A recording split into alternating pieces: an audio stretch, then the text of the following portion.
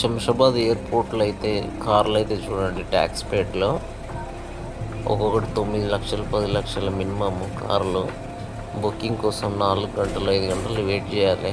అది కూడా సిటీలో ఒక 30 కిలోమీటర్స్ నుంచి బుకింగ్ వస్తే 600-700 వస్తుంది.